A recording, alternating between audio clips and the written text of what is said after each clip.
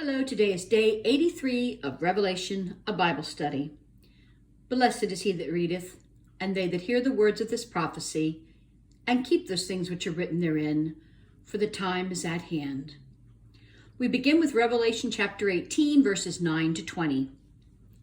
And the kings of the earth who have committed fornication and lived deliciously with her shall bewail her and lament for her when they shall see the smoke of her burning, standing afar off for the fear of her torment, saying, Alas, alas, that great city Babylon, that mighty city! For in 1 hour is thy judgment come, and the merchants of the earth shall weep and mourn over her, for no man buyeth their merchandise any longer.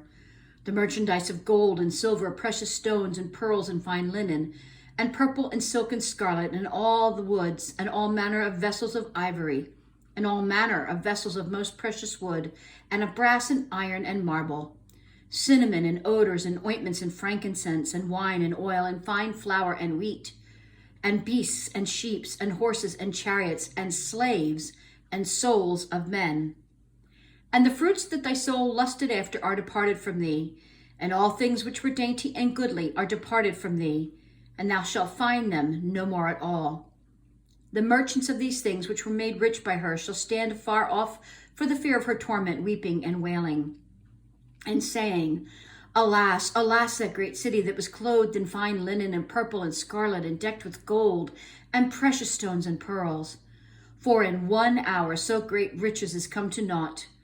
And every shipmaster and all the company in ships and sailors and as many as trade by sea stood afar off and cried when they saw the smoke of her burning, saying, What city is like unto this great city?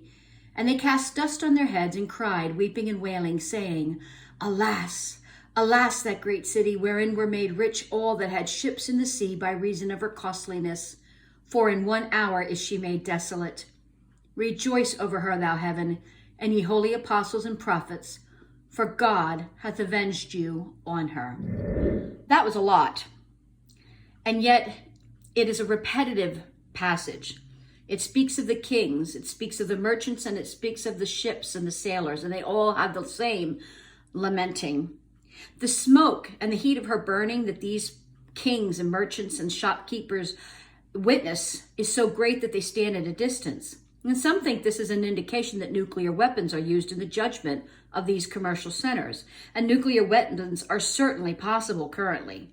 There are some scholars who felt this is more a mystical representation of Babylon. For instance, Henry Alford, who lived from 1810 to 1871, wrote, Whether this is to be understood of the literal destruction of the city of Rome by fire is surely doubtful, considering the mystical character of the whole prophecy. In his statement, I have to heartily disagree with the theologian. I truly believe just as it is a literal sin, it is therefore a literal judgment. And we have all seen the horrors that can come from normal bombing, if I can even put it in such a simplistic terms. So nuclear would be the most horrific horror to come upon that city, continent, country, or whatever. It would certainly make the people that lived and lusted after her stay far away as possible, because nobody's going to get close to nuclear bombs.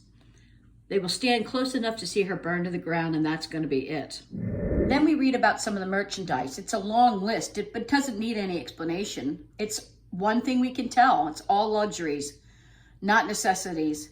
It's plain the mourning is rooted in self-interest, for nobody buys the merchandise anymore.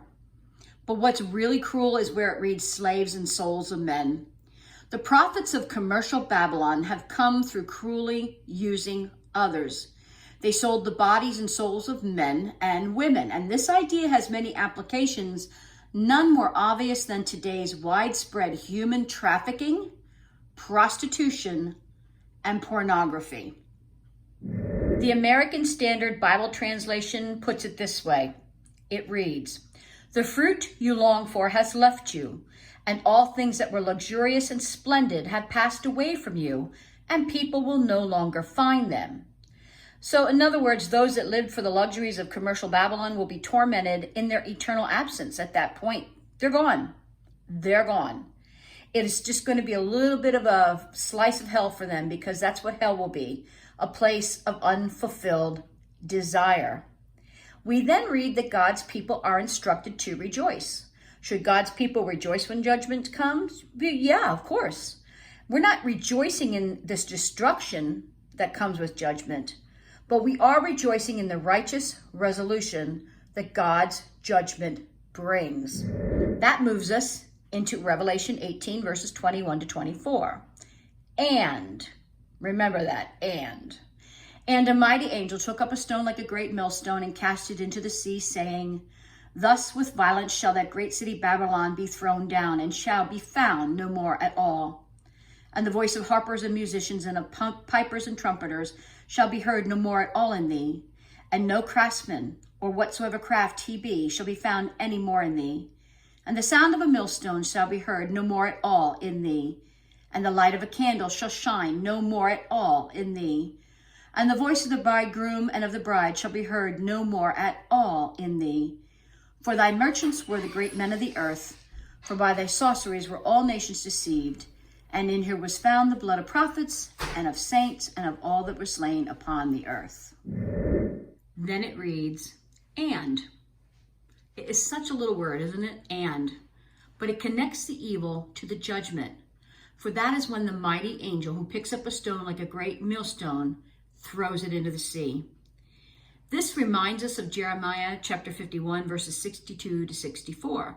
Jeremiah had written on a scroll about all the disasters that would come upon Babylon, all that had been recorded concerning Babylon. And then he said to Sarai, when you get to Babylon, see that you read all these words aloud, and then say, Lord, you have said you will destroy this place so that neither people nor animals will live in it. It will be desolate forever. When you finish reading this scroll, tie a stone to it and throw it into the Euphrates. Then say, so will Babylon sink to rise no more because of the disaster I will bring on her, and her people will fall. But it also reminds us of what Jesus said in Matthew 18, verse 6. But whosoever causes one of these little ones who believe in me to sin, it would be better for him if a millstone were hung about his neck and he were drowned in the depths of the sea. This totally applies here to Babylon in Revelation 18 because she led others into sin. It is a terrible thing to sin.